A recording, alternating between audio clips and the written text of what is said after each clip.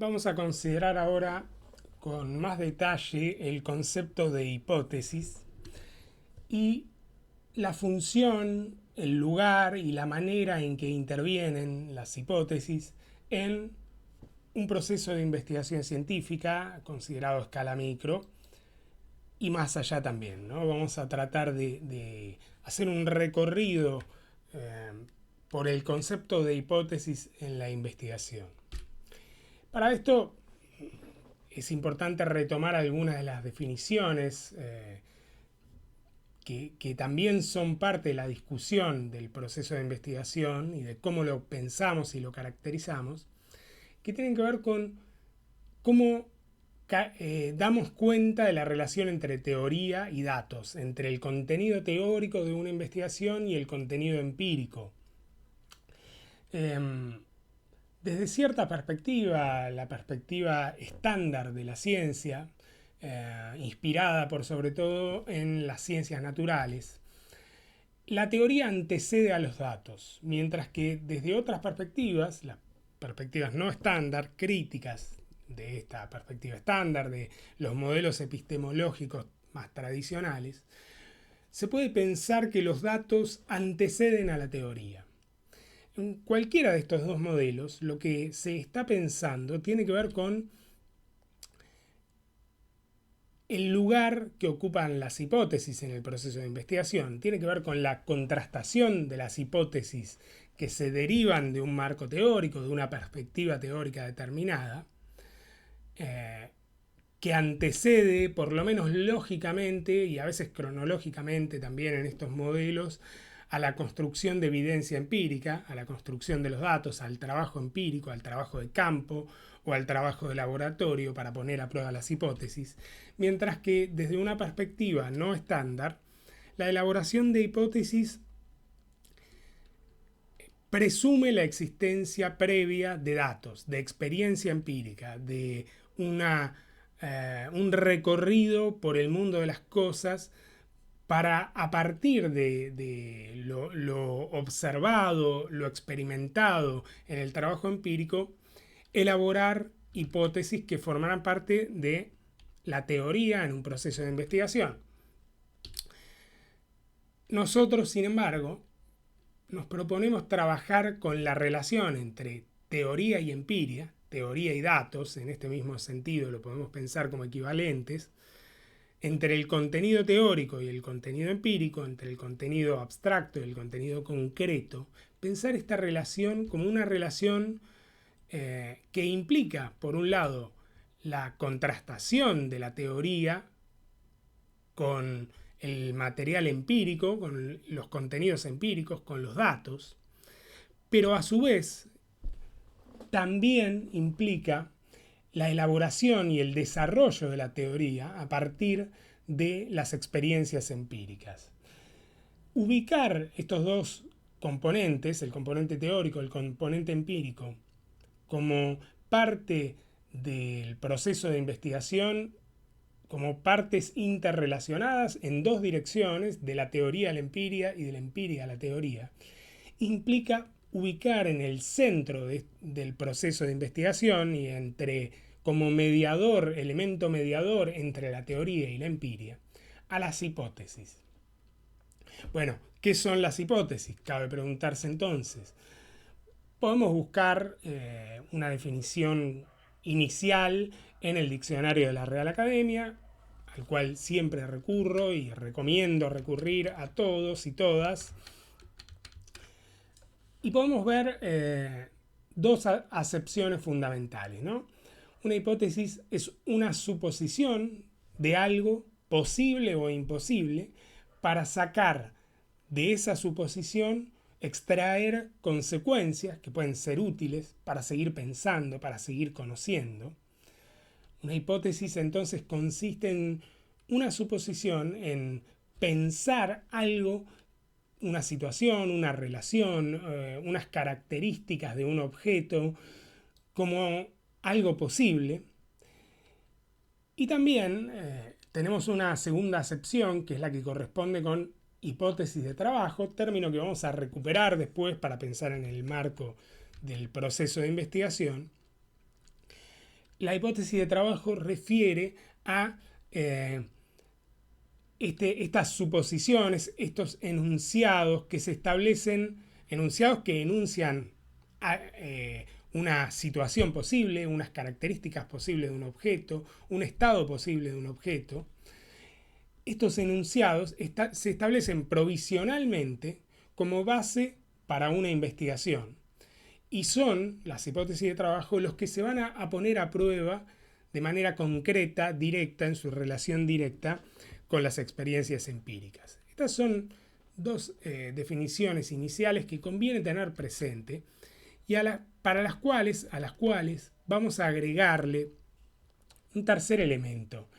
En general, desde la perspectiva metodológica, cuando hablamos de hipótesis, hablamos de enunciados que explicitan, que manifiestan, que enuncian características del objeto o relaciones entre esas características o interpretaciones acerca del sentido de esas características. Las hipótesis en un proceso de investigación se expresan como enunciados que hay que poner a prueba y que por eso, de acuerdo con la definición de la Real Academia, se toman como supuestos, pero como supuestos que hay que poner a prueba, que hay que, en el proceso de investigación, confrontar, contrastar con la evidencia empírica.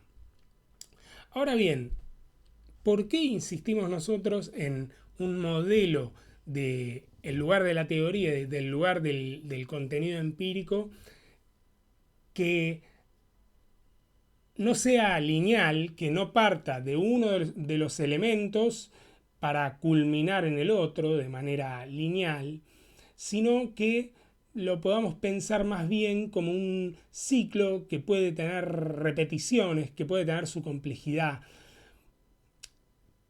¿Por qué? ¿Cuál es la conveniencia de pensar de esta manera el proceso de investigación y el lugar de las hipótesis, de la teoría y de la empiria? Esto nos permite, entre otras cosas, pensar que tanto la teoría como el contenido empírico, el contenido teórico como el contenido empírico, la teoría como los datos, se desarrollan en toda investigación sobre la base de modelos teóricos, sobre la base de presupuestos de investigación, presupuestos teóricos, sobre la base de definiciones conceptuales, sobre la base de relaciones que la teoría, que las discusiones previas, que el estado del arte, que los debates académicos o extraacadémicos suponen como relaciones de interés. Entonces, poder identificar que no hay una relación lineal entre teoría y empiria y que no hay uno de estos elementos que anteceda de manera definitiva al otro, nos permite pensar con mayor complejidad las relaciones y pensarlas, esas relaciones a su vez, con relación a los modelos teóricos, a los presupuestos básicos, a las definiciones básicas de la teoría en el proceso de investigación. Por lo tanto, podemos pensar el proceso de investigación con mayor complejidad y podemos pensar a las hipótesis con mayor complejidad. Ya no serán simplemente supuestos que pueden cumplirse o no. Serán supuestos que puedan cumplirse o no, pero que habrá que poner a prueba, que permitirán pensar la interrelación entre el contenido teórico y el contenido abstracto, que de alguna manera funcionarán como mediación entre teoría y empiria. Quizá no sea la única mediación, pero una mediación importante. Entonces, para seguir pensando de qué hablamos cuando hablamos de hipótesis,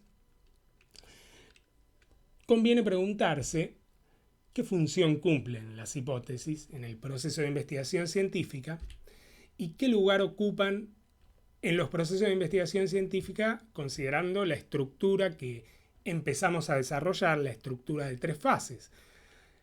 Por eso la cara de indagación, está bueno que nos centremos en estas 2 preguntas a lo largo de este desarrollo, de esta definición del concepto de hipótesis. Y para eso retomamos una vez más la fase sincrética del proceso de investigación científica, donde ya habíamos ubicado los problemas, las hipótesis como eje central de la fase sincrética, en relación con los marcos teóricos, los contextos conceptuales, los entramados de teoría con los que trabajamos, y en relación también, a su vez, con los objetivos. Entonces, primera respuesta importante, primera cuestión a tener en cuenta fundamental, es que las hipótesis, voy a sacar mi cara para no tapar las ilustraciones, pero hay que tener en cuenta que las hipótesis forman parte de la fase sincrética, conforman el eje central del proceso de investigación, porque funcionan como respuestas posibles, como respuestas que se adoptan como supuestos, pero que hay que poner a prueba. Y en este sentido conforman un eje central con los problemas de investigación, pero también están relacionados de manera directa con el marco teórico, con los objetivos de la investigación, y luego veremos cómo con los datos en el proceso de investigación, con la evidencia empírica. Porque hay que tener en cuenta nuevamente la estructura del proceso de investigación científica, las tres fases de las que ya hablamos, pero hay que tener en cuenta que las hipótesis no intervienen simplemente en la fase sincrética como una respuesta que enunciamos para nuestro problema de investigación. Estas serían las hipótesis sustantivas que aparecen y están presentes en la fase sincrética, sino que también aparecen en la fase analítica, en la fase que tiene que ver con la elaboración de la evidencia empírica. Aparecen, y aquí también está buena la cara de sorpresa, porque tenemos que tener en cuenta que aparecen en las tres fases y tenemos un tipo de hipótesis para cada una de las fases, y en la fase analítica aparecen como hipótesis de trabajo.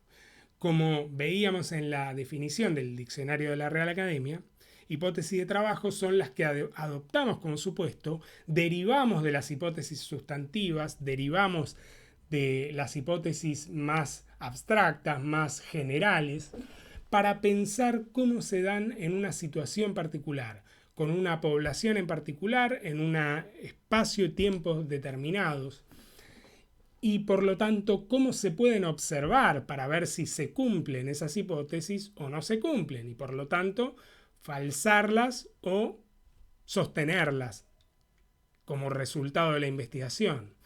Pero también, cuando pensamos en relación con los resultados de la investigación, tenemos que tener en cuenta que existen hipótesis propias de la fase sintética, que son las hipótesis de integración.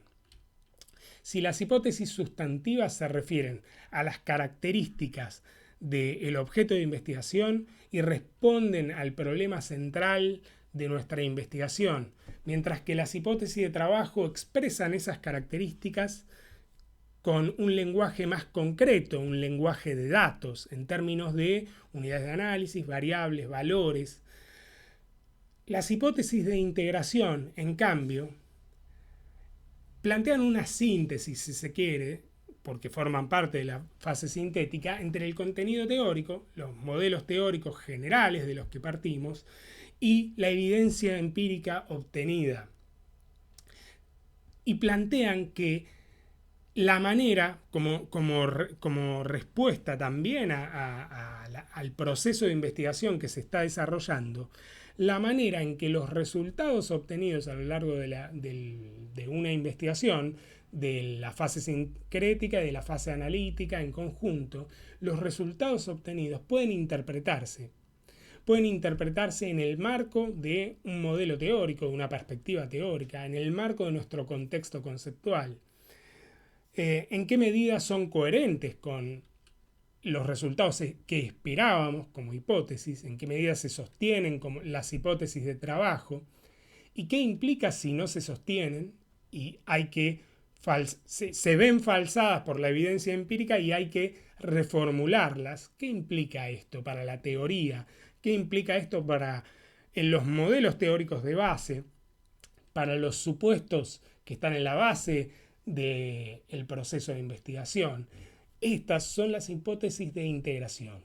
¿De qué manera los resultados que obtenemos definiendo conceptualmente al objeto y analizándolo en el trabajo empírico, de qué manera esos resultados se integran con los modelos teóricos que estaban en la base del proceso de investigación. Entonces, muy importante antes de seguir adelante, en todo proceso de investigación intervienen, en principio, 3 tipos de hipótesis que se corresponden cada una con las fases del proceso de investigación considerado a escala micro. Esto es muy importante.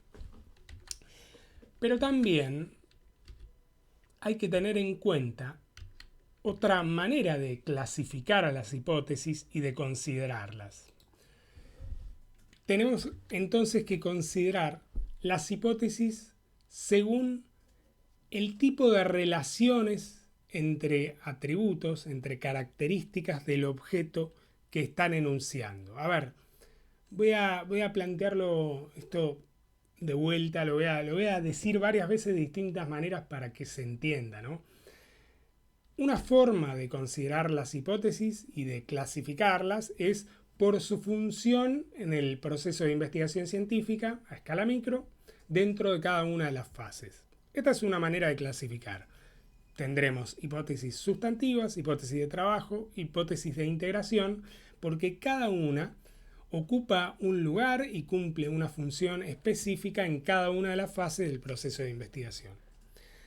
Por otra parte, podemos pensar las hipótesis, y esto es lo más habitual en los trabajos de metodología de la investigación, en los manuales de metodología, en la literatura metodológica, podemos clasificarlas de acuerdo con, si ustedes quieren, la información que proponen, que postulan como hipótesis sobre el objeto de investigación. Y en términos más detallados y metodológicos, se pueden clasificar según el tipo de relaciones que se establecen entre los atributos del objeto de investigación que se están investigando.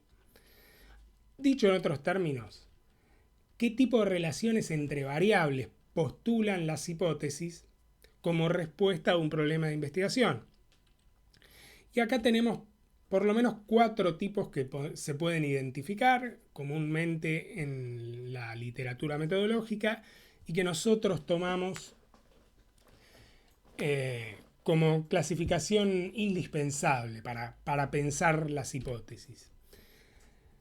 Hay hipótesis de tipo exploratorias, entonces. Las hipótesis exploratorias son las que postulan una delimitación del fenómeno que nos interesa investigar, que plantean como hipótesis a verificar que la población en la que ese fenómeno se encarna tiene un tamaño, tiene una amplitud, un alcance, que ese fenómeno se da en determinados ámbitos espaciales y temporales y no en otros, que ese fenómeno tiene un alcance histórico determinado, que se da en ciertas instituciones, en determinados marcos políticos, culturales. Estas podrían ser buenas hipótesis exploratorias para investigaciones sociológicas, antropológicas, de investigaciones culturales, de investigaciones políticas, de historia, sin duda. Cuando se formulan hipótesis exploratorias, lo que se está proponiendo como enunciación de características del objeto es de qué manera definimos un fenómeno para que pueda empezar a pensarse como un objeto de investigación.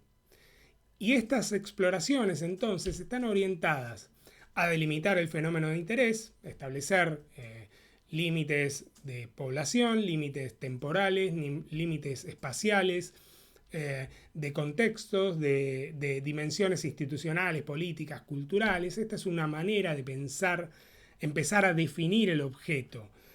También tiene que ver con delimitar a cuántas unidades de análisis alcanza ese fenómeno, a qué poblaciones específicas, qué características tienen como características definitorias la población o las poblaciones en las que ese fenómeno se da, tiene lugar.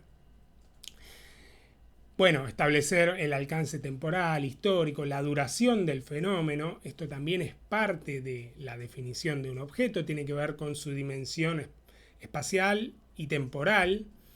Establecer el alcance espacial, esto que decía, geográfico, político, cultural, social, de interrelaciones, de instituciones. ¿Dónde ubicamos este fenómeno? Tiene que ver con identificar las características más relevantes del fenómeno para pensar en su problematización, para pensarlo como parte de un objeto de investigación. Y en este sentido, las hipótesis exploratorias permiten definir los objetos de investigación para un proceso de investigación singularmente considerado, para una investigación particular. Si no se cuenta con una exploración, al menos ya realizada por otros autores, si no se cuenta con una información mínima para establecer cuál es el alcance del fenómeno del que estamos hablando, a qué poblaciones abarca, a qué tipo de unidades de análisis abarca, en qué espacios, en qué tiempos tiene lugar ese fenómeno y cuáles podemos pensar que son características relevantes, va a ser imposible avanzar en una investigación si no lo tenemos claro. Podríamos pensar en un ejemplo, como ejemplo, en una investigación sobre procesos de enseñanza-aprendizaje en carreras de nivel superior. De la carrera de psicología de la UBA, por ejemplo, profesorados de institutos de enseñanza superior de una localidad determinada. Y fíjense, cuando empezamos a pensar en un fenómeno, decimos, bueno, proceso de enseñanza-aprendizaje, se nos vienen encima, casi de manera inmediata, instantánea, también su alcance temporal, histórico, espacial, institucional, geográfico, político. Sus dimensiones espaciotemporales se nos vienen encima, porque es medio imposible pensar como objeto para analizar que se dé y se ponga de manifiesto de manera concreta un proceso de enseñanza-aprendizaje que no tenga lugar en alguna institución educativa, aunque sea una institución no estatal, no oficial, aunque sea una institución muy poco, si ustedes quieren, institucionalizada en términos de regulación y de registro oficial. Podríamos pensar cómo se dan estos procesos de enseñanza-aprendizaje entre personas que forman parte de una comunidad, pero que no necesariamente tienen un orden institucional establecido, y esto también es una manera de delimitar, de establecer el alcance espacial, temporal, del fenómeno de los procesos de enseñanza-aprendizaje. Y cuando pensamos en una delimitación espacial y temporal del objeto, también estamos pensando casi de manera necesaria en algún tipo de población. Si nos interesan los procesos de enseñanza-aprendizaje, nos interesarán los estudiantes que intervienen en esos procesos de enseñanza-aprendizaje o las personas que aprenden en esos procesos, los docentes, las personas que enseñan o fundamentalmente enseñan en esos procesos. Nos interesarán los materiales con los que se enseña o se aprende en esos procesos. Todas estas respuestas son necesarias para definir el objeto de investigación y surgen en toda investigación necesariamente de una exploración inicial, si ustedes quieren, en la definición del objeto. En este sentido podemos pensar que las hipótesis exploratorias están relacionadas con fases iniciales de una investigación sobre un tipo de fenómeno tal como se da en un objeto determinado. Voy a empezar a apuntar en pantalla algunas características y algunas relaciones de las hipótesis que corresponden a investigaciones de tipo exploratoria, las hipótesis exploratorias. En general, son hipótesis que responden a preguntas que se refieren a cuál es la naturaleza, qué rasgos definen, qué rasgos son distintivos en un objeto de investigación, qué características fundamentales hay que considerar de un objeto para poder hablar y pensar acerca de ese objeto y sus características. responden a este tipo de problemas entonces, problemas exploratorios, podríamos pensarlo así, responden ¿con qué? Con definiciones iniciales o más precisas de un objeto. Se pueden tomar definiciones previas, ya discutidas en el estado del arte, pero darle una definición más precisa, más acotada, más delimitada en su alcance. Y esto también es parte de las hipótesis exploratorias. Y luego veremos, cuando veamos los objetivos, que este tipo de problemas y este tipo de hipótesis exploratorios corresponden a objetivos también exploratorios. Objetivos que se orientan a definir el objeto, diferenciarlo de otros tipos de objetos, establecer sus límites, identificar sus rasgos esenciales, establecer o identificar en qué momentos, en qué lugares tienen lugar, se ponen de manifiesto, se encarnan estos fenómenos que nos interesan. Entonces, podemos empezar a pensar, primero con las hipótesis exploratorias, que siempre que pensemos en algún tipo de hipótesis, vamos a estar pensando en algún tipo de problemas, coherente con esa hipótesis, y en algún tipo de objetivos. Es decir, vamos a estar pensando en los componentes del esquema de investigación que definimos en la fase sincrética del proceso de investigación. Pero veamos otro tipo de hipótesis según el tipo de relaciones que establecen entre los atributos del objeto, según el tipo de relaciones entre variables que postulan estas otras hipótesis. Pensemos en las hipótesis descriptivas, ¿no? Si las hipótesis exploratorias ofrecen alguna respuesta que tiene que ver con los límites, la exploración de las características esenciales, fundamentales del proceso de del objeto de investigación en un proceso específico, concreto, las hipótesis de atribución o descriptivas postulan características de ese objeto, postulan la manera en que determinados variables de interés relevantes se comportan en un objeto de estudio determinado. Dan cuenta de los atributos de ese objeto de estudio. Y para esto es necesario contar con un objeto de estudio definido, no solamente en términos del fenómeno abstracto que nos interesa conocer, definido en términos teóricos, sino también un objeto de estudio definido con su componente concreto, empírico. Tenemos que tener claro en qué población vamos a observar ese fenómeno, tal como en esa población se pone de manifiesto, tal como se encarna en esa población.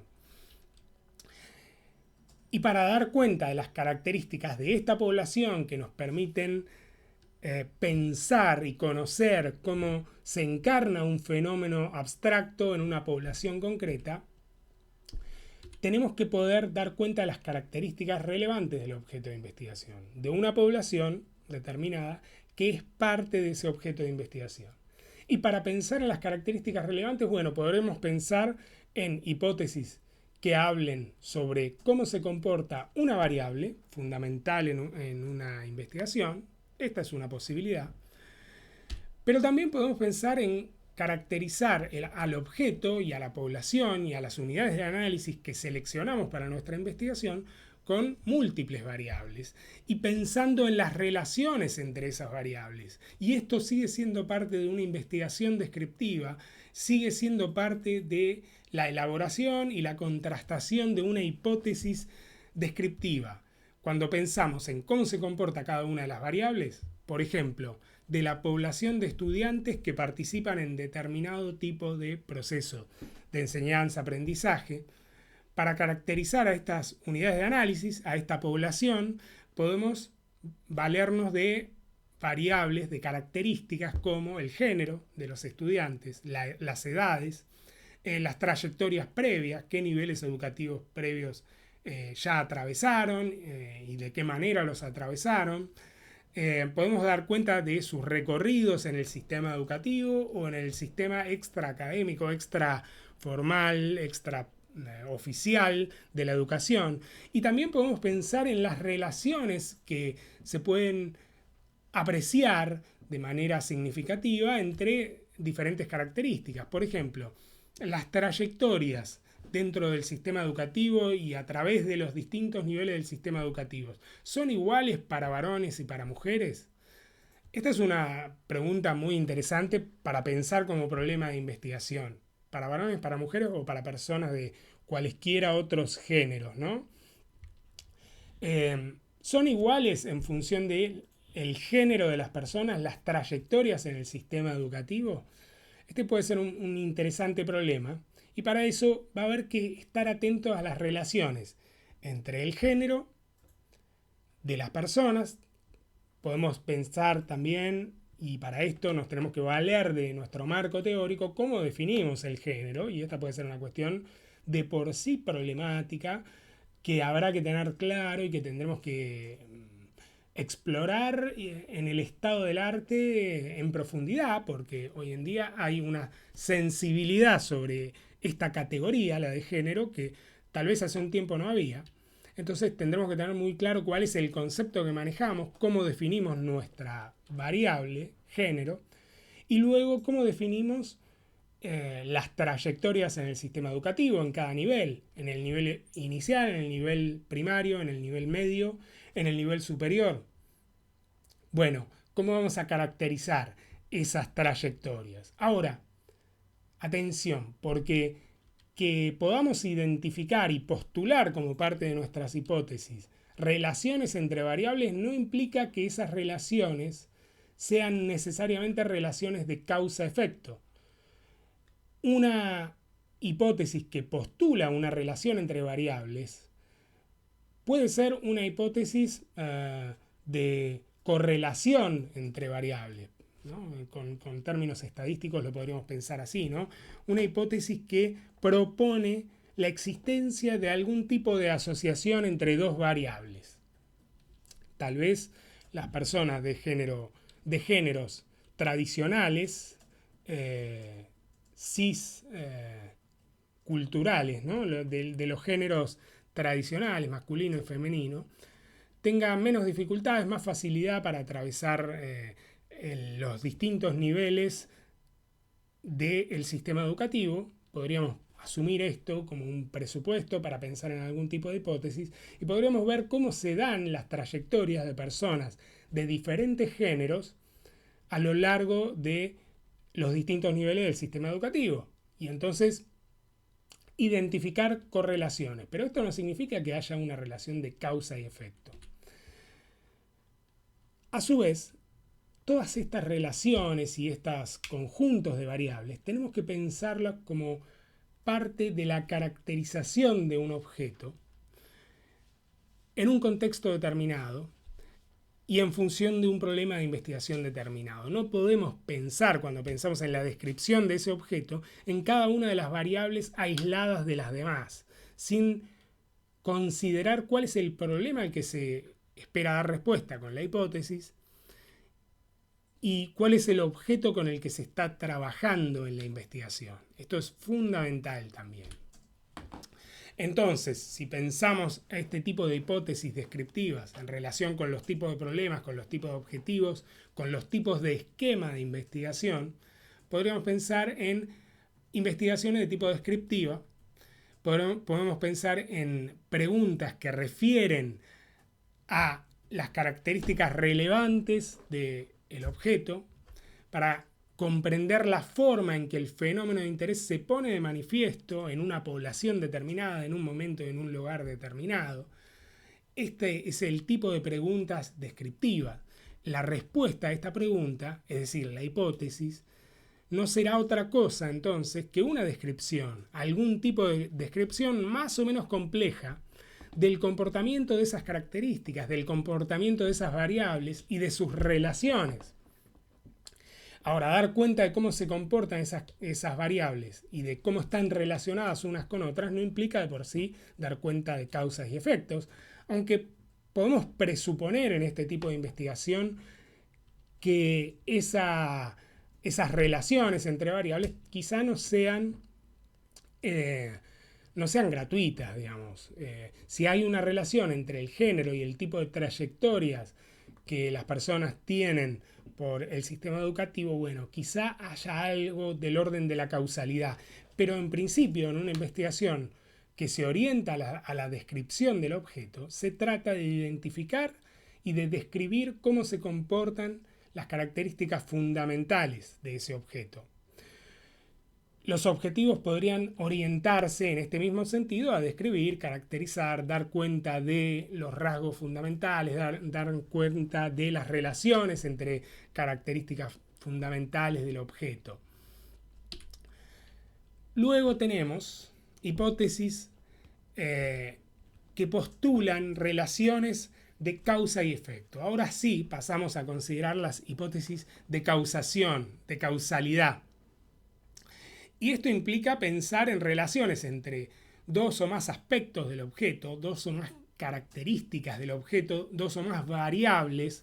En lenguaje de datos ya empezamos a pensar en variables que están relacionadas, pero que no están simplemente relacionadas como una relación de coincidencia, como una relación de mera asociación. Están relacionadas y esa relación expresa, da cuenta en alguna medida de una relación causal, tiene un carácter necesario. Y entonces un fenómeno, un comportamiento de determinadas variables que podamos describir, será tal porque es la consecuencia del comportamiento de otras variables que representarán las causas en el fenómeno que estamos investigando. A ver, para que no nos mareemos, ¿no? Podemos verlo esquemáticamente. Cuando pensamos, y esto seguramente les remita a muchos a los contenidos de estadística, cuando pensamos en variables independientes y en cómo se comportan las variables independientes, estamos pensando en las causas. Mientras que cuando pensamos en el comportamiento de las variables dependientes, estamos pensando en las consecuencias. Esta, si se quiere, es la causalidad de tipo lineal. Hay una causa que se expresa por el comportamiento de una variable determinada, o de una variable en principio, y hay una consecuencia determinada que se expresa en el comportamiento de otra variable. Esta es una manera de pensar la causalidad, las relaciones causales, que podemos complejizar haciendo intervenir otras variables en esta relación causal, ¿no? Podemos pensar en, y esto también se ve en estadística y es parte del análisis estadístico, en qué efecto tiene una tercera variable cuando interviene en una relación causal. Y entonces podríamos decir, bueno, la manera en que los estudiantes atraviesan un nivel determinado, ya no vamos a pensar todos los niveles del sistema educativo, pero un nivel determinado, por ejemplo, el nivel superior o el nivel universitario, en el sistema educativo, la forma en que las personas atraviesan ese nivel está determinado de alguna manera como causa por su identidad de género. Y acá ya doy una definición un poquito más precisa de la variable género, que es tal vez una categoría demasiado amplia. Vamos a pensar en términos de identidad de género. La identidad de género de las personas de alguna manera puede causar, puede dar lugar y puede explicar la forma en que algunas personas atraviesan el sistema educativo en el nivel superior. Pero esto también tenemos que pensarlo en relación con otras variables. Podemos pensarlo y podemos postular hipótesis acerca de cómo intervienen otras variables en esta relación causal básica. Por ejemplo, la edad. Porque no es lo mismo para un joven o una joven que acaban de terminar el nivel medio, ingresar al nivel superior y ingresar con su identidad de género definida, elegida y asumida de una manera determinada. No es lo mismo para un joven de 18 años, una persona que recién termina el nivel medio, que para una persona de 25 años, de 35, de 45 o más. Entonces la edad de las personas por su relación con la maduración psicológica, la maduración política, si ustedes quieren, por las experiencias. Ese indicador de maduración subjetiva que puede ser la edad, también puede estar interviniendo y especificando esta relación causal original. Es otra manera, un poco más compleja, de pensar en la causalidad. Bueno, podríamos pensar en relaciones de causalidad múltiples. En lugar de pensar en una única variable, el género, o en dos variables, una variable causal y otra interviniente, el género, la edad, podemos pensar en el perfil sociodemográfico de las personas, porque seguramente no sea lo mismo la manera en que las personas atraviesan los niveles educativos en función de su género, su edad, pero también el nivel socioeconómico de sus familias, si están ocupados, si trabajan o no trabajan, en función de si tienen hijos o no tienen hijos, y se ocupan de esos hijos o no se ocupan, en función de la carga horaria que tienen, ya pensando en variables más concretas, cuántas horas trabajan por semana. ¿Será lo mismo la manera de estudiar y de rendir y de atravesar los niveles educativos, el nivel educativo superior, para alguien que trabaja que para alguien que no trabaja? ¿Para alguien que ya estudió una carrera superior que para alguien que nunca la estudió? Bueno, estas variables, este conjunto múltiple de variables, también pueden dar cuenta de formas en que se atraviesa el nivel superior, el nivel educativo superior.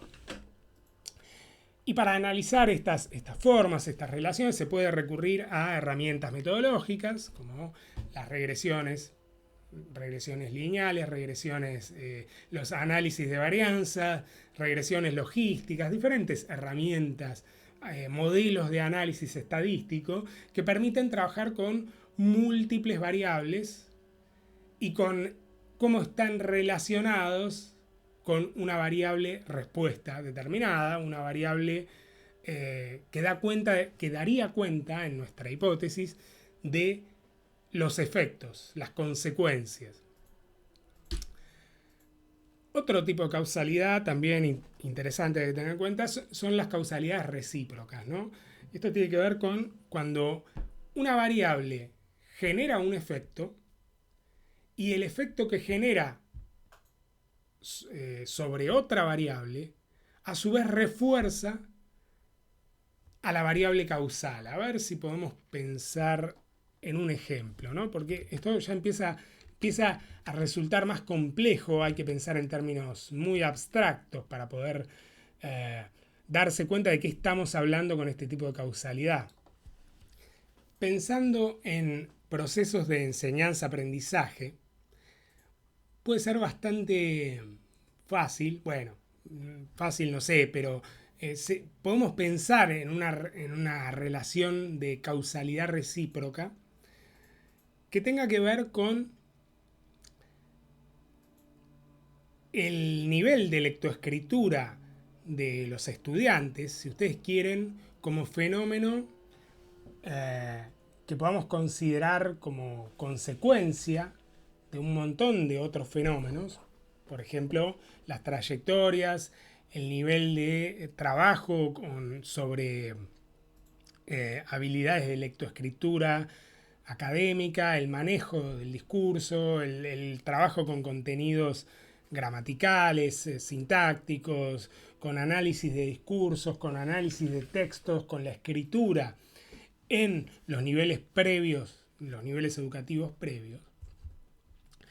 De alguna manera, todos estos elementos, todos estos fenómenos van a determinar, podemos pensar que pueden determinar el nivel de habilidad en la lectura y la escritura académica que cada estudiante tenga. Esta es una relación de causalidad múltiple que podemos pensar. Pero a su vez también podemos pensar para un análisis de una situación particular de didáctica, de relación entre docentes, estudiantes y contenidos, con determinadas estrategias pedagógicas, didácticas, podemos pensar que estas estrategias pedagógicas, didácticas, que los docentes eligen y que los docentes implementan y desarrollan, al menos en su posición como docente, en relación con los estudiantes, este tipo de estrategias permiten a los estudiantes, o pueden permitir a los estudiantes, desarrollar más o menos sus capacidades, habilidades de lectura y escritura académica. Pero a su vez, podríamos pensar que estas estrategias determinan en alguna medida el nivel de lectoescritura que los estudiantes pueden alcanzar, pero a su vez, en la medida en que los estudiantes van desarrollando sus habilidades de lectoescritura, en el proceso didáctico de dar clases, incluso en una clase singular, en una clase que se desarrolle, por ejemplo, en un práctico de una materia como metodología de la investigación, en una clase delimitada, en la clase en la que se discuten el concepto de hipótesis. El reforzamiento de habilidades de lectoescritura entre los estudiantes puede dar lugar a una mayor participación de los estudiantes en la clase, puede dar lugar a la elaboración de ideas, de críticas, de cuestionamientos, puede dar lugar a una mayor interacción de los estudiantes con los docentes en esta clase particular y puede reforzar, si ustedes quieren, los elementos propios de una estrategia de alfabetización académica, que sin duda valora y aprecia y toma, si ustedes quieren, como insumo para el ejercicio didáctico, la participación de los estudiantes. Es muy difícil, la verdad, enseñar cualquier contenido académico. Voy a poner mi cara para que me vean mientras hago esta queja, ¿no? Pero es muy difícil, digo, desarrollar cualquier contenido que requiera una participación crítica de los estudiantes, si los estudiantes no participan de ninguna manera, si los estudiantes se limitan simplemente a escuchar, tomar nota y no ponen de manifiesto el efecto que los contenidos les producen a ellos. Y acá también estamos pensando en términos de relaciones causa y efecto. Y bueno, entonces, este tipo de relación didáctica, por supuesto, en clases a distancia como esta, se dificulta, pero eso no significa que se vuelvan imposibles. También pueden ser posibles a través de los recursos con los que contamos para las clases a distancia. Los foros, las consultas por correo electrónico, los debates en línea, las reuniones en línea a distancia. Y podemos pensar como una causalidad recíproca esta relación entre las estrategias didácticas de los docentes, los niveles de lectoescritura académica que logran los estudiantes y el reforzamiento, si ustedes quieren, de las estrategias didácticas de los docentes, del énfasis en determinados contenidos que pueden ser más interesantes, que pueden ser más provechosos para desarrollar a su vez en clase como parte de los contenidos elementos que sean aplicables, que sean parte de los contenidos procedimentales de una materia y no simplemente contenidos teóricos. Entonces, de alguna manera podemos pensar que puede haber una relación causal entre el impacto que tienen las estrategias didácticas en las capacidades y los contenidos que manejan los estudiantes y el modo en que el manejo de esos contenidos y las capacidades que los estudiantes desarrollan y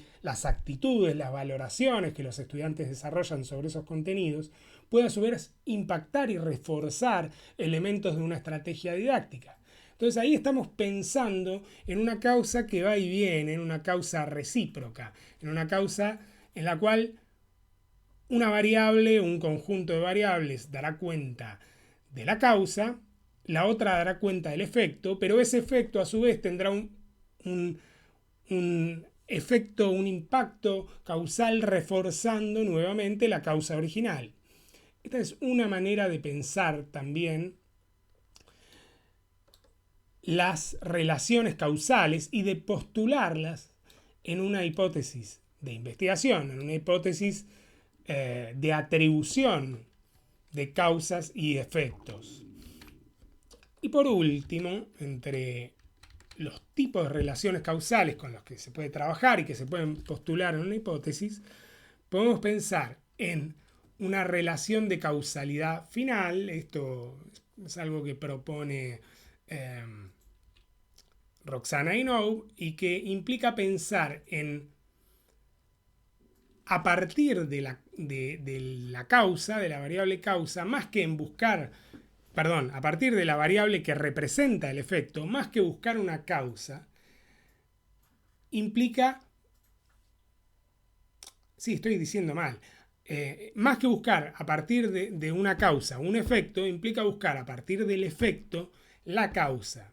Implica tratar de caracterizar el fenómeno que representa la causa en esta relación entre dos variables. Por supuesto que muchas veces es medio imposible establecer, sobre todo en algunos fenómenos complejos, cuál es la causa y cuál es el efecto, pero podríamos pensar en este tipo de causalidad final como el tipo de hipótesis causal que tiene lugar en muchas investigaciones de evaluación didáctica, pero también de evaluación en otros campos, de evaluación diagnóstica, por ejemplo, ¿no? Es a partir de, por ejemplo, unos síntomas determinados. ¿Cuál es la causa que corresponde a esos síntomas? ¿No? Ir en un sentido contrario, más que de el fenómeno ya conceptualizado como causa, determinar y postular un efecto sobre otra variable, que será la consecuencia de esa causa, pensar al revés, a partir de la consecuencia, a qué factores causales responde.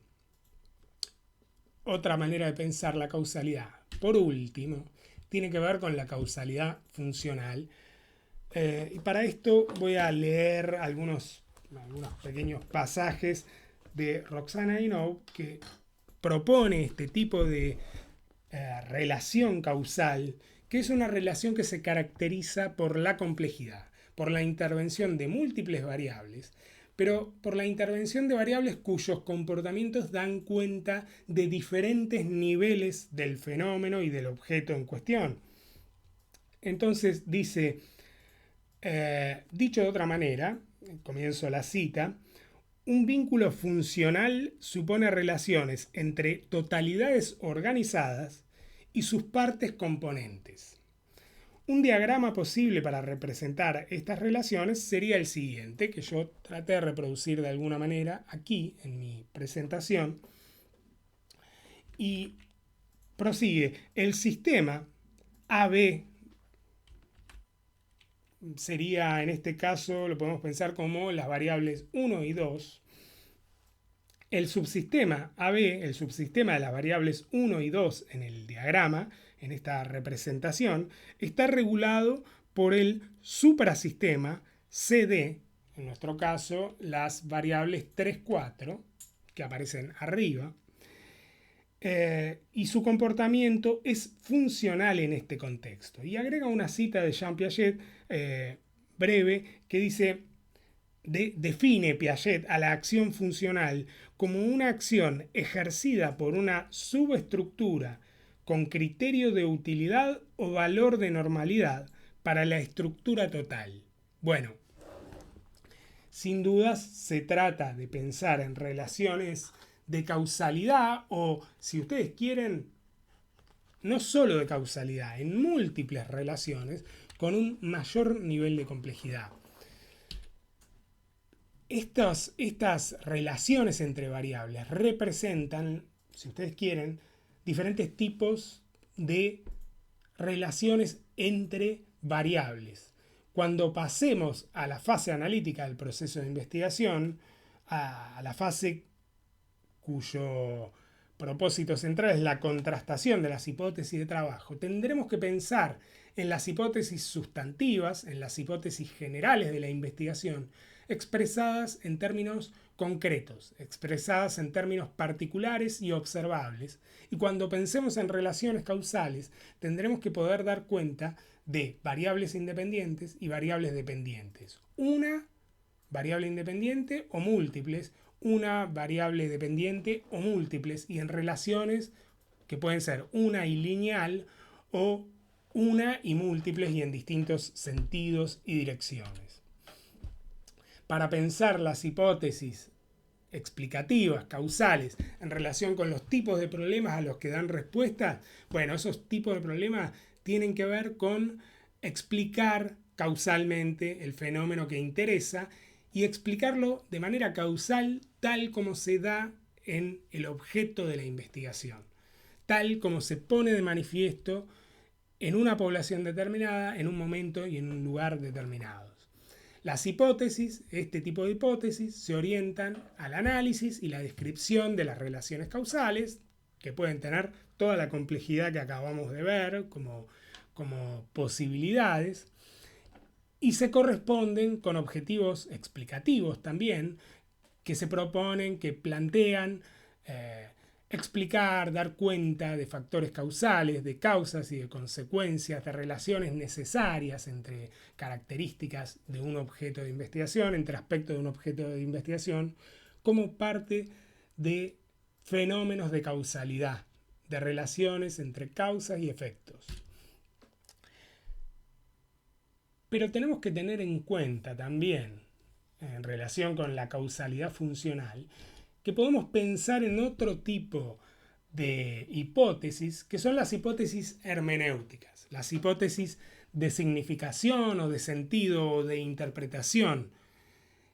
Estas hipótesis dan cuenta de las relaciones entre variables, de las relaciones entre fenómenos en un objeto, pero dan cuenta de relaciones más que de relaciones causales o de relaciones, si ustedes quieren, de asociación, de mera asociación, dan cuenta de relaciones de significación. En este sentido, además, Inaud plantea significaciones latentes o manifiestas que se hacen efectivas en el objeto, que se hacen efectivas en un marco específico, en un contexto de significación. Entonces, en estas hipótesis, lo central va a estar en las relaciones entre variables, abarcando diferentes niveles de complejidad, diferentes niveles que tengan que ver con la complejidad de los significados y que abarquen, por lo tanto, contextos de significación, contextos lingüísticos, contextos culturales, contextos históricos, que siempre atraviesan los fenómenos del significado y de la significación. Estas hipótesis hermenéuticas interpretativas no se reducen a relaciones preestablecidas, predefinidas entre significantes y significados. No se trata simplemente de identificar qué significa un significante, qué quiere significar en un contexto determinado. Implica hacer jugar el contexto, implica hacer jugar a los destinatarios de ese mensaje, de esos significantes, para poder interpretar los significados y las relaciones semiológicas, pero también las relaciones sociales, culturales, de significación que atraviesan estos fenómenos. Se trata, por lo tanto, con estas hipótesis, de abarcar la dinámica de los sentidos, las interacciones entre múltiples factores en función de los contextos en los que se dan, las circunstancias que permiten analizar esos fenómenos y construir objetos referidos a la significación como fenómeno de interés fundamental en nuestro objeto de investigación. Bueno, esta definición así planteada parece una ensalada de términos, pero creo que para ustedes no va a ser difícil comprender a qué nos referimos cuando hablamos de hipótesis hermenéuticas y por qué las diferenciamos de las hipótesis de causalidad.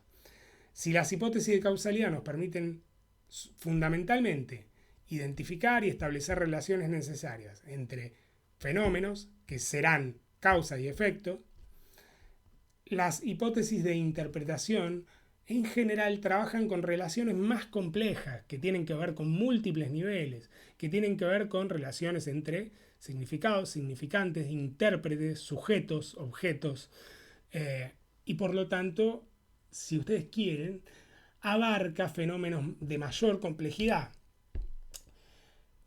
Un ejemplo de hipótesis hermenéutica interpretativa lo podemos encontrar en el propio esquema de las 3 fases del proceso de investigación científica que propone Roxana Inoue y con el que nosotros trabajamos. ¿Por qué?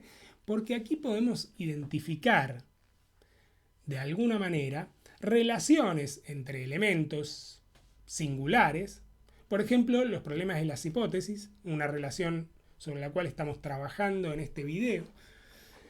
Existe esa relación, podemos establecer este tipo de relación, pero para avanzar en una investigación interpretativa, hermenéutica, no alcanzará con simplemente analizar diferentes procesos de investigación ya desarrollados e identificar en esos procesos una relación necesaria entre problemas e hipótesis, ¿no? Los problemas dan lugar a las hipótesis, como si fuera una relación causal lineal. Hace falta, para entender qué significa un problema de investigación y qué significa una hipótesis en el marco de un proceso de investigación, empezar a pensar las relaciones múltiples, complejas, con otros elementos, como por ejemplo los marcos teóricos, los contextos conceptuales de la investigación, los objetivos de investigación, y todo esto en un marco particular, en la primera fase del proceso de investigación. Pero a su vez tendremos que superar el mero análisis de esta fase sincrética para avanzar en la fase analítica, en cómo impacta el tipo de objeto que se define en la fase sincrética, el tipo de problema que se plantea y las hipótesis que se formulan para dar respuesta al problema, cómo impacta en un tipo determinado de hipótesis de trabajo. Sin duda las hipótesis de trabajo van a tener que tener una relación de mucha proximidad con las hipótesis sustantivas de la investigación, van a tener que ir en el mismo sentido, pero las hipótesis de trabajo tendrán que expresar las relaciones previstas por las hipótesis sustantivas en términos empíricos, en términos de datos, en términos de relaciones entre variables en unidades de análisis determinadas, que se puedan apreciar según los valores que asumen esas variables entre las unidades de análisis. Y entonces ahí empezamos a pensar en las hipótesis de manera contrastable. Y esto es parte de la fase analítica, es parte del trabajo empírico de la investigación, pero implica también pensar en un diseño del trabajo empírico determinado. ¿Cómo vamos a hacer para construir la evidencia que necesitamos para poner a prueba y falsar, refutar la hipótesis de trabajo o que se sostenga y sostenerla y reincorporarla a nuestro marco teórico? ¿Qué instrumentos vamos a utilizar? ¿Cuánto tiempo nos vamos a tomar para hacer el trabajo de campo, el trabajo experimental que nos haga falta?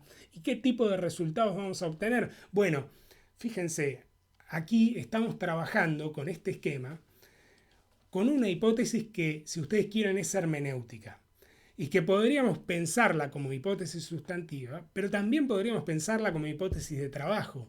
¿Realmente se dan de esta manera las relaciones entre estos elementos en cada uno de los procesos de investigación científica que tienen lugar en la realidad concreta del mundo? ¿Es esta la relación entre los problemas, las hipótesis, y a su vez entre este eje y la teoría y los objetivos, y a su vez entre esta fase sincrética y la fase analítica? ¿Qué implica que esto se dé de esta manera? ¿Lo podemos verificar empíricamente? Bueno, para esto, para poder contrastar esta hipótesis compleja que plantea una estructura, un esquema general de los procesos de investigación científica, habrá que hacer un trabajo empírico, habrá que hacer un trabajo propio de la fase analítica y habrá que tener bien claras las relaciones entre todos estos conceptos y las relaciones de significación entre todos estos conceptos, sus interrelaciones como un sistema de múltiples niveles.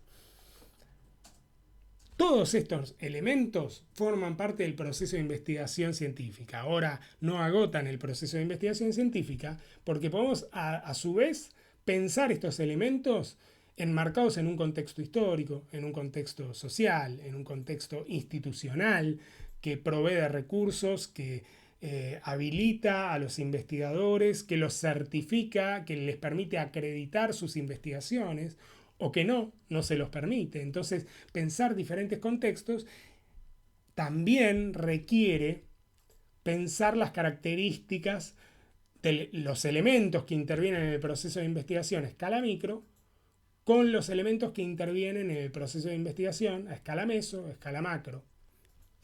Y en este sentido estamos nosotros trabajando con una hipótesis interpretativa de múltiples niveles y bastante compleja además. Pero sigamos adelante. Para completar nuestro cuadro comparativo de tipos de investigaciones y tipos de hipótesis, tenemos por último las hipótesis hermenéuticas, interpretativas, que responden a preguntas acerca de los significados, acerca de cómo se expresan y cómo circulan los significados, acerca de sus dinámicas, de sus relaciones con otros elementos, de sus múltiples niveles, esto que estaba diciendo yo antes. Tienen que ser preguntas sobre estas cuestiones para que se puedan responder con una hipótesis hermenéutica, una hipótesis que plantee la forma en que las cosas tienen determinado significado en un contexto específico, particular, y en relación con otras cosas en la propia dinámica del objeto, ¿no? Si nos preguntamos cuál es el significado de un objeto, nos respondemos en la hipótesis ofreciendo una interpretación de ese significado, dando cuenta de ese significado. Y los objetivos de esa investigación, por lo tanto, tendrán que ver con interpretar, comprender, dar cuenta de los sentidos, de sus relaciones y de sus dinámicas como parte de este sistema completo que será nuestro objeto de investigación. Tomo aire a fondo. Complejo hasta acá, un montón de cuestiones, un montón de conceptos, un montón de definiciones y de relaciones que conviene tener presentes. Pero para ir terminando, quiero que pensemos, que reflexionemos acerca de la relación entre estos diferentes esquemas de investigación, de tipo exploratorio, descriptivo, explicativo, interpretativo. ¿Por qué? Porque si analizamos claramente, o al menos para mí claramente, parece haber una relación que lleva de los problemas, las hipótesis y los objetivos exploratorios a los descriptivos. Si se quieren, las investigaciones de tipo exploratorias parecen ser, si ustedes quieren, menos complejas o en términos lógicos, gnosiológicos, epistemológicos, si ustedes quieren, las investigaciones de tipo exploratoria parecen anteceder, parecen estar antes de las investigaciones descriptivas. Y de la misma manera, voy a poner mi cara en pantalla para que me vean, para que vean cuando me planteo todas estas cuestiones. De la misma manera, podemos pensar que para que haya una investigación explicativa que apunte a las causas y a los efectos, tenemos que partir de alguna descripción ya disponible y más o menos asentada de estas causas y estos efectos, de estas características del objeto. Tenemos que presuponer una descripción para poder dar cuenta una explicación. De la misma manera, quizá podamos pensar también esta relación entre esquemas de investigación explicativos, entre problemas que apuntan a las causas y a los efectos, hipótesis que responden dando cuenta de causas y efectos, y la interpretación que podemos dar de los sentidos que están expresados por esas relaciones causales de causa y efecto. Entonces, este encadenamiento, esta escalerita que yo armé en el esquema, ¿no? en la gráfica, nos da cuenta de un progreso del conocimiento. No hay, si ustedes quieren, un avance desde un objeto que no se conoce o que al menos no se tiene claramente delimitado y que se lo empieza por explorar hasta la interpretación de sus significados, los significados que tienen lugar en ese objeto, como un sistema complejo que abarca causas y efectos, relaciones causales, y que abarca también características de determinado tipo que hay que poder describir. Entonces no podemos pensar que el conocimiento evoluciona progresivamente y avanza en este sentido que a muchos críticos de los discursos positivistas no les agrada, pero no podemos pensar que de alguna manera el conocimiento avanza cuando se pasa de la mera exploración de un objeto a su descripción y cuando se avanza luego de su descripción a la explicación de aquello que se describió en términos de causas y efectos. Y tal vez podríamos pensar también una relación, un encadenamiento y un progreso cuando se pasa de dar cuenta de las causas y efectos de un fenómeno a interpretar el sentido que ese fenómeno y esas causas y efectos, esas relaciones causales, tienen en un objeto determinado. Entonces, cabría que nos preguntáramos en qué medida ese encadenamiento es necesario. ¿Esto es así en todas las investigaciones? ¿Se puede en toda investigación partir de objetivos exploratorios y terminar por objetivos interpretativos? Bueno, esto se los dejo abierto como problema para que lo piensen, lo discutan, si quieren conmigo y si quieren con alguien más, un poquito más ilustrado al respecto, ¿no? Para conocer opiniones. Entonces ya terminamos, por fin. Bueno, ahí una carita de alivio tengo que poner. Esta presentación fue extensa, es extensa todavía, no terminó. Pero tengan en cuenta, y acá la cara de desesperación reaparece, que todas estas definiciones y estas relaciones que acabamos de sobrepasar rápidamente son muy importantes y tienen que tenerlas presentes para poder avanzar en los contenidos de la materia, en los contenidos conceptuales, pero también en los contenidos procedimentales, en la elaboración de los trabajos prácticos, de las consignas de la materia. Entonces pongo la carita de desesperación, pongo la carita de, ¿cómo calificarla? De saturación, porque en verdad esta presentación es extensa y es difícil, pero también sobrepongo la foto de Gardel y sus guitarristas, Barbieri, José María Aguilar, Ángel Domingo Riverol y Guillermo Barbieri, los guitarristas de Gardel, que sin duda son los mejores. Y entonces si ustedes se estudian estos contenidos teniendo presente las definiciones y son capaces de identificar e incorporar las definiciones, las relaciones propuestas, pero también de identificar las falencias y comentármelas, plantearme las preguntas, hacerme los comentarios. Bueno, serán ustedes tan buenos en metodología y en epistemología como Gardel y sus guitarristas, que fueron los mejores sin duda en el tango, son y serán los mejores en el tango. Así que terminamos ya con esta presentación.